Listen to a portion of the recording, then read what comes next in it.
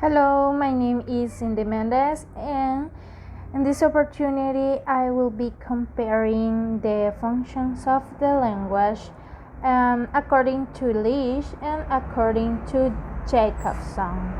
And to begin, let's start with Leech's function of language, and the first one is the informational function.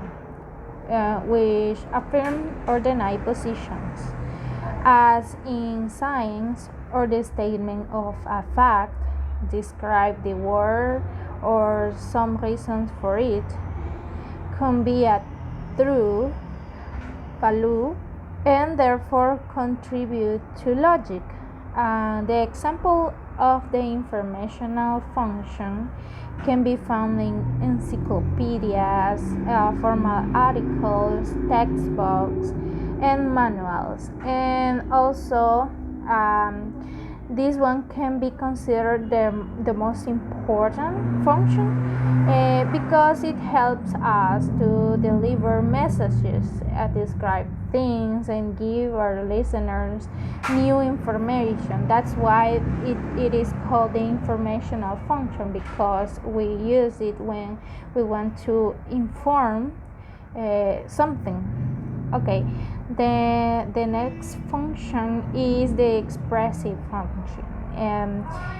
It helps readers to receive the bigger picture of the characters, personalities, and their emotions. This function is common for fiction, literature, and poetry. Every time you say a phrase, "I really hate this song," you don't provide your interlocutor with specific information about this song. You just share your personal subjective opinion. Okay, and the expressive function. It's as the name says, expressive is to express what we think or what or feelings. Okay, and another example could be when you say, "Oh, I feel really great today," or something like that.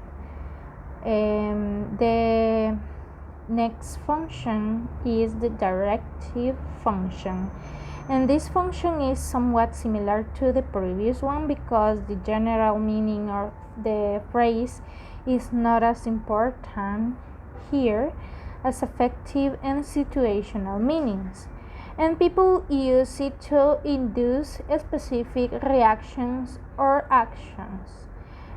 It can be a command, a request, for example, "For your own sake, close the door."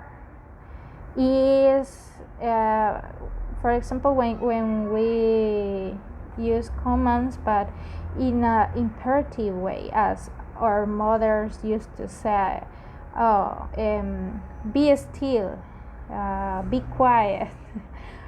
Just to mention some examples.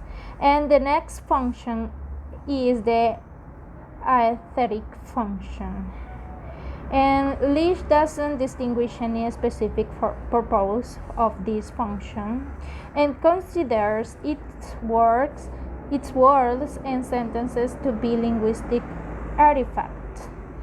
They don't convey messages or requests, but serve as a tool of poetic art, just like an expressive function. This one can be used in fiction, literature, poetry, music, movies, and other art directions where it is necessary to show the beauty. And this function serves neither as a request nor a message, as it says. And here, words and sentences are considered linguistic artifacts. Okay, the next function is the passive function. It has a primary purpose to establish social relationships, to maintain a conversation. A good example from British culture is small talk, when people don't aim to discuss a topic in detail, to express their feelings, to command or request something. They use the language to interact with other people. For example, hey, how are you doing? Or today is a sunny day, isn't it? And also basic, denoting or relating to language used for general purposes of social interaction, is used to call the receiver attention. The receiver attention. Okay. And to sum up, according to Geoffrey Leech, there were 5 functions of the language. Okay, but according to Jakobson's function of language, there are 6 functions, and the first one is the emotive function. It is also known as expressive function, as the expressive function according to Leech, right? And this function focuses on the sender. And this function comes out when we want to express our emotions, although we don't speak to give an information.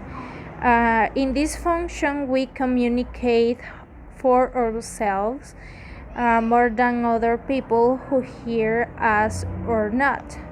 For example, the interjections, which are words or phrases used to express sudden surprise, pleasure, or annoyance, such as bah, oh, jack, ouch, and so on, right? And the next one is the conative function.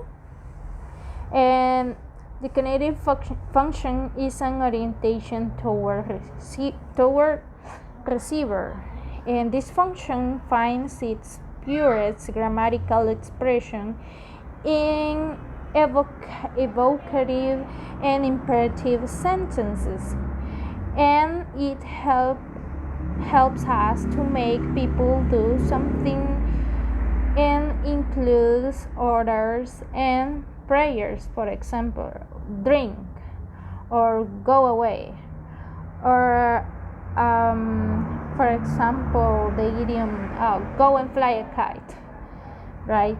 Okay, and the next function is the referential function. It is the denotative cognitive function, which is oriented toward the context, to show things or facts. The referential function is the most obvious functions of language. For example, the earth is round. Water boils at 100 degrees. Or as the words say, facts. It's something that is always true, okay? The next one is the pathic function. There is a pathic function here too. The pathic function, which sets for channel, establishes, prolongs, and discontinues the communication. We use these functions to know whether the channel works or whether the contact is still there. Our purpose in this function is first to maintain contact with the person we are talking to. For example, hello, are you listening? Or do you hear me? And the next one is the metalingual function. Code performs the metalingual function, which is used whenever the addressee and the address need to check whether they use the same code and when the language is used to speak about language. For example, when you are in a conversation with another person, and suddenly,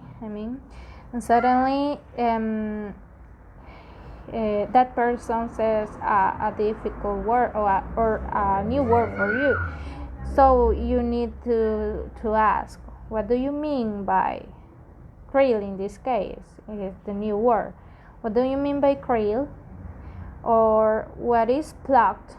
So they are some examples for this function. And the last function is the poetic function.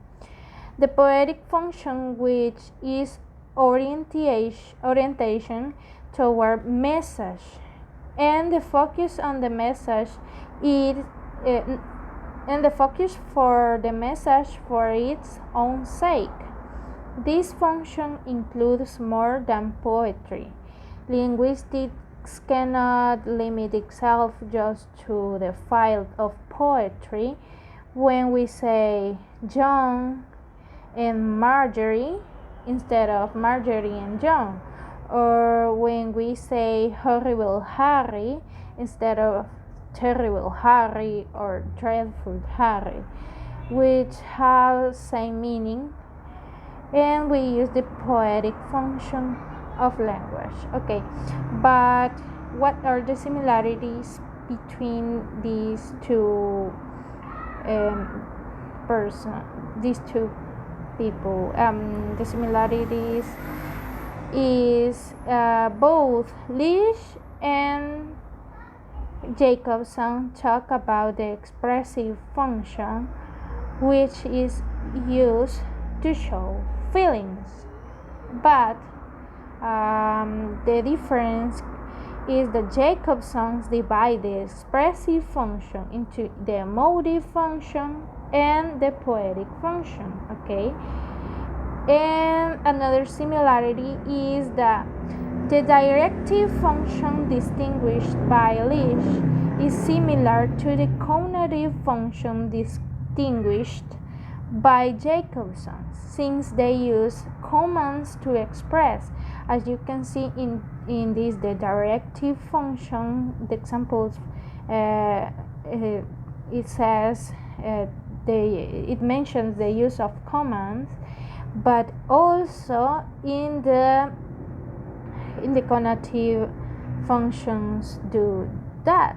Okay, and the last similarity that I could find is both distinguish the poetic function,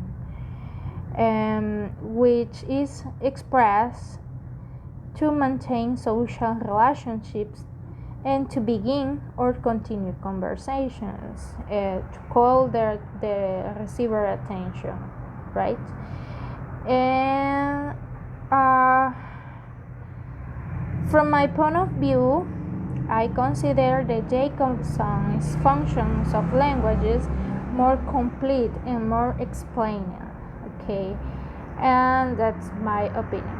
Well, I hope that you have understood my explanation and my opinions about these functions of the language, and that will be all. Thank you and see you.